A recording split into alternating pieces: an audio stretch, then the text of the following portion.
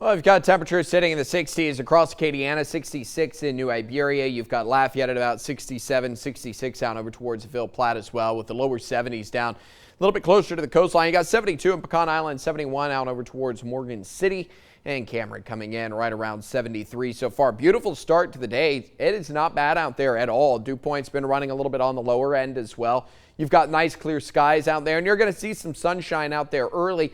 Now, you do have some showers on the way right around lunchtime. We'll start to see a few of them popping up. But in the meantime, you got the sun to contend with. UV index going to be running at about an 8 today. That's fairly high.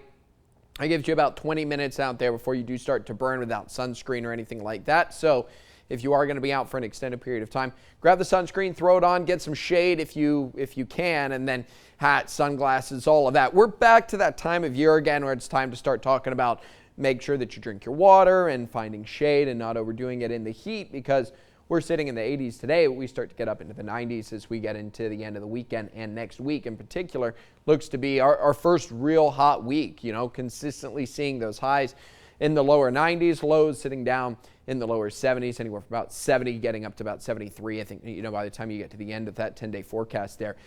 For the high today, we're up at about 86 here with a few showers popping up a little later on.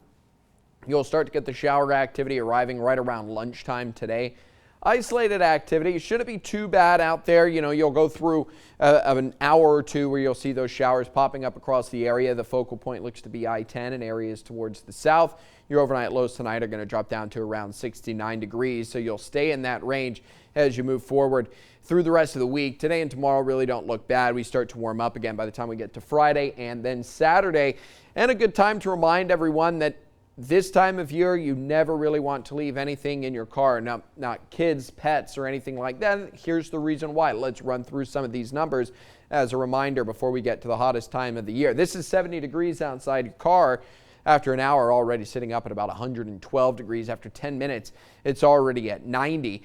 And those are our morning temperatures. That's what our lows are when they're sitting down at about 70 degrees. Now, this is going to be in the sunshine, obviously, but you get up into about 80 and you've got your car at about 123 after an hour, and this is where we're going to be for next week. We'll be in the 90s. You're going to see the car temperatures quickly warm their way up, and after an hour it's at 133 degrees.